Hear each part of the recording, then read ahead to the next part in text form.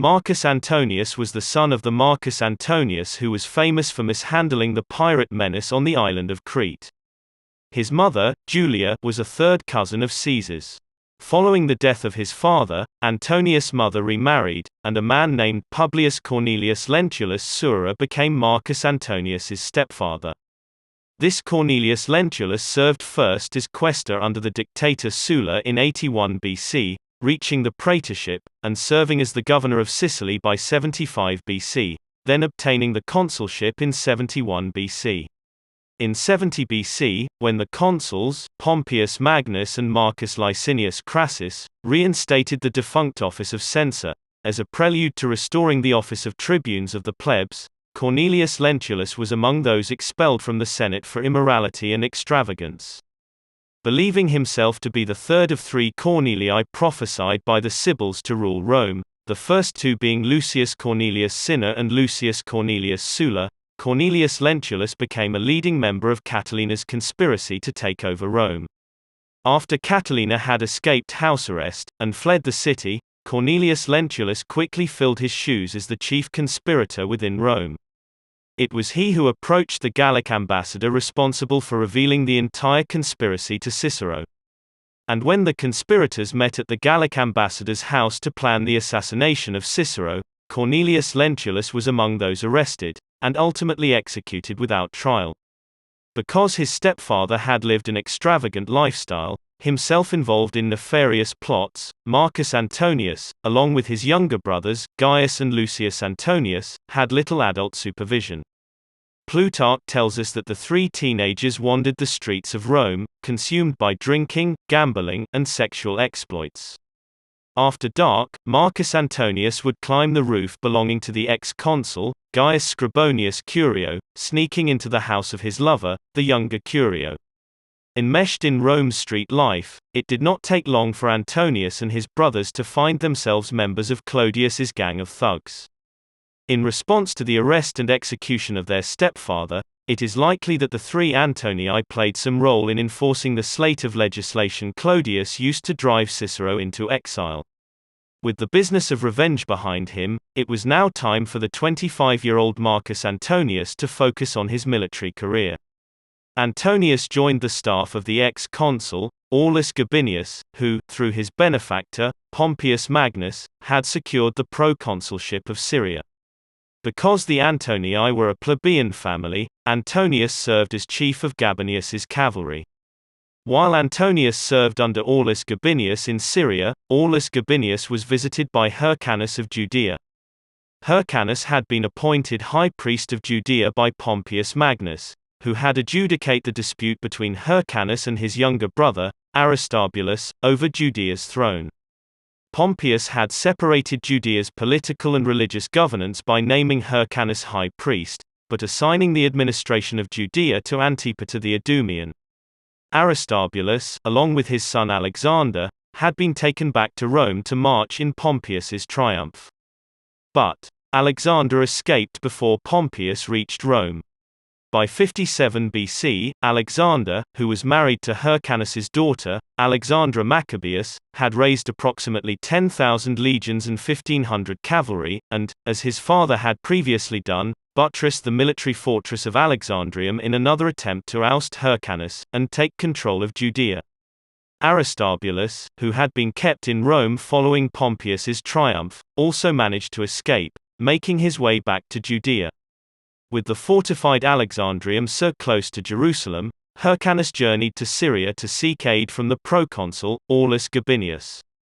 Needing to assert his independence from Caesar and Caesar's power base in Rome, Pompeius advised Aulus Gabinius to march his legions to Jerusalem, offering Marcus Antonius his first chance at cavalry command. Gabinius's legions, with the help of Antonius's cavalry, soundly defeated Alexander outside Jerusalem, forcing him to take refuge in the fortress at Alexandrium. Rather than attempting to take Alexandrium, which would surely cost lives, Gabinius brought Alexander's mother as a negotiator, and was able to coax Alexander from hiding. After Alexander agreed to surrender every fortress in Judea that was still under his control, Aulus Gabinius allowed him to go free. Meanwhile, back in Rome, Ptolemy Auletes of Egypt, and his young daughter, Cleopatra, begged the Senate to intervene and help them reclaim Egypt's throne from his eldest daughter, Berenike IV, who had banished them. The Egyptian people, fearing Rome's support of Ptolemy Auletes, formed a delegation of approximately 100 nobles to address the Senate in favor of upholding the rule of Berenike. Unfortunately for the delegation, when Ptolemy learned of their mission, they mysteriously met their end in a fatal accident. In preserving his throne, Ptolemy Auletes had not only driven up taxes in Egypt, leading to his exile, but had also borrowed heavily from Roman creditors who knew that they would never see a return on their investments unless Ptolemy remained king of Egypt. And so, in 57 BC, in the absence of anyone to argue against him, the Senate, again, formally declared Ptolemy Auletes king of Egypt. But that was all Rome's Senate was prepared to do for him, considering a verse in the Sibylline books forbidding Rome's military involvement should a king of Egypt request assistance. With a formal decree from the Senate, but no troops to help him take back his throne, Ptolemy Auletes turned to his main benefactor, and the recipient of most of his bribes, Pompeius Magnus. As a member of Rome's Senate, Pompeius could not officially flout their ruling, but Pompeius faced the personal dilemma of being caught in Caesar's legislative trap. In order to safeguard his own achievements, he was forced to appear supportive of Caesar, but he needed an independent sphere of influence as a defense against a man who was growing stronger, and each year, ever more bold, attempting to destroy any conservative ties or useful allies Pompeius might need should Caesar turn against him. Pompeius advised Ptolemy Auletes to seek out his military man in Syria, Aulus Gabinius. In the autumn of 57 BC, around the same time Ptolemy Auletes set out from Rome, the previously exiled Marcus Tullius Cicero made his appearance to cheering crowds and an ecstatic Senate. But Rome's enthusiasm was short-lived. Not long after Cicero returned, the price of grain unexpectedly skyrocketed. It seemed as if the grain dole had finally exhausted its reserves, and the public feared the possibility of famine. In the midst of citywide panic, Cicero, who had just returned from exile, thanks in large part to the efforts of Pompeius, legislated yet another special command for the general who already owned a lifetime of special commands, an office with a 5-year term to oversee Rome's grain supply during an emergency, the office of Praefectus Annone. Both Plutarch and Cassius Dio state that Cicero's law made Pompeius the master of all land and sea under Roman possession. Could it be that Pompeius and Cicero had colluded to engineer a check on Caesar's power? At the end of 57 or beginning of 56 BC, Pompeius assumed his new command and left Rome to tour multiple grain sources throughout Sicily, Sardinia, and Africa. Clodius, who was still Caesar's man, took to the rostra, accusing Pompeius and Cicero of manufacturing the spike in grain prices in order to create a false emergency designed to frighten the public, while warning that a special deal had been struck which allowed Cicero to purchase his way out of exile for the cost of another prestigious command for Pompeius Magnus. But, because Clodius had been the man to mastermind Cicero's exile, and the man to most resent his return, Clodius's warnings were disregarded as angry rhetoric. Ptolemy Auletes and Cleopatra, arriving in Syria in mid to late 56 BC, offered Aulus Gabinius 10,000 talents for help with an invasion of Alexandria. This put Gabinius in a bind. The Senate, though formally recognizing Ptolemy as king, had specifically refused him military aid. But Gabinius had also received private instructions from Pompeius Magnus, who wanted him to assist Ptolemy Auletes in the retaking of his throne.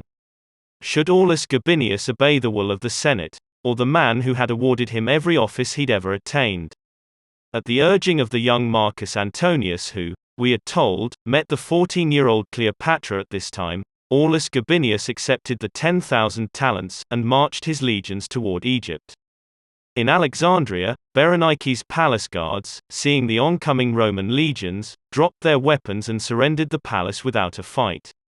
Upon retaking his throne, Ptolemy Auletes' first official act was to behead his daughter, Berenike IV. After her death, Ptolemy Auletes maintained his rule in Alexandria through the use of approximately 2,000 legionaries left to him by Aulus Gabinius.